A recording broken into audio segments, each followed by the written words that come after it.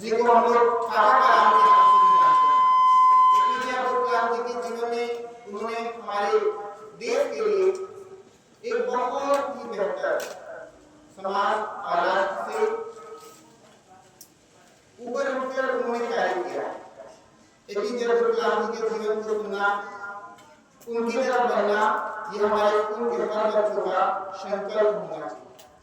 आप सब हम सबके लिए एक प्रेरणा का विषय रहा है।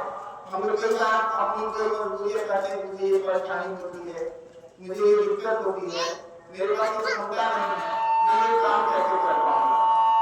एपीजे अब्दुल कलाम आपको जाने दीजिए बहुत ही गरीब परिवार से बिलोंग करने के बाद देश के सर्वोच्च पद, सबसे बड़ी हमारे देश में पद होती है राष्ट्रपति का। प्रधानमंत्री से बड़ा होता है अगर कोई, वो राष्ट्रपति होता है। और देश को चलाने की जिम्मेदारी, देश के ऊपर शासन करने की जिम्मेदारी राष्ट्रपति की होती है। उसी की मंत्री, राष्ट्रपति का ही मंत्री प्रधानमंत्री कहलाता है।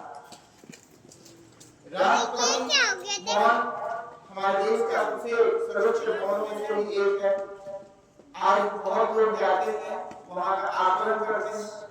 हमारे देश में कई राष्ट्रपति अलग अलग समय में रहे, उसमें से एक राष्ट्रपति रहे जिनका नाम डॉक्टर एपीजे अब्दुल कलाम है। भारत रत्न से इन्हें सम्मानित किया गया। एपीजे अब्दुल कलाम के जीवन में बहुत पहले जब मैं अपने विद्यालय में पढ़ता था, उसमें एक पत्रिका छपती थी, उसमें मैंने लेख दिया था।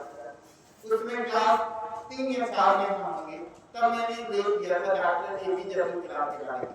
तब मैंने टाइटल दिया था उसका काका कलाम।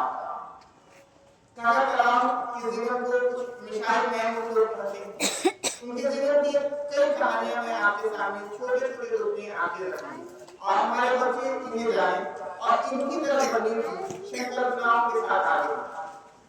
जब कोई सबसे बड़ी चीज उनके जीवन से जो प्रेरणा मिलती है, जब कुछ हम हारते हैं, जब हम कहीं भी हार जाते हैं, हम कहते हैं अब मेरे वक्त की बात नहीं है और हम हर चीज छोड़ देते हैं। डॉक्टर एपीजे अब्दुल कलाम के जीवन से सीखने को मिलता है कि हर एक नई ऊर्जा के साथ में बढ़ने का मैसेज देता है। डॉक्टर एपीजे अब्दुल कलाम आपको बता दें कि एयरफोर्स में जाना चाहते हैं।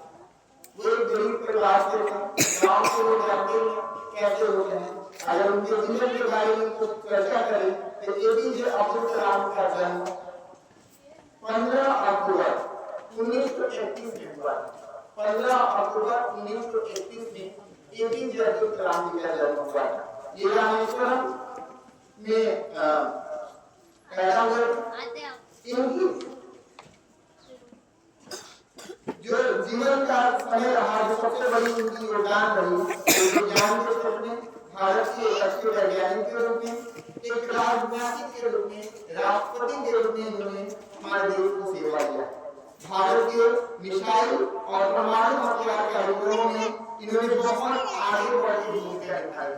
इन्होंने हमारे देश का विश्व में सबसे बड़ा और मजबूत देश बनाया है। अगर ये कहा जाता है हमारे देश में परमाणु शक्ति से हमारा देश कैसे है, तो उसमें एपीजे अब्दुल कलाम जी का बहुत बड़ा योगदान रहा है।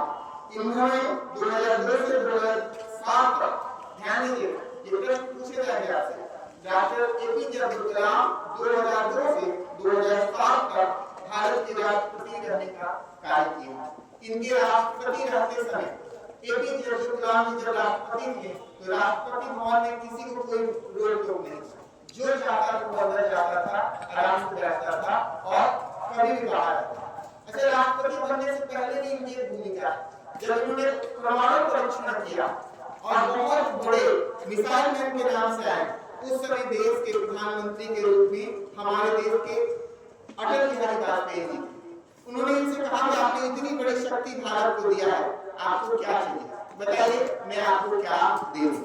तब इन्होंने कहा कि हमें और कुछ नहीं चाहिए, आप 1 लाख पौधे लगा दीजिए। सोचिए, वो कुछ भी मांग सकते थे, लेकिन उन्होंने अपने लिए कुछ ना मांगकर उन्होंने कहा कि 1 लाख पौधे, जिससे कि हमारा पर्यावरण संतुलन बना रहे, इसके लिए आप पौधे लगवा दीजिए अगर आप कुछ देना चाहते हैं।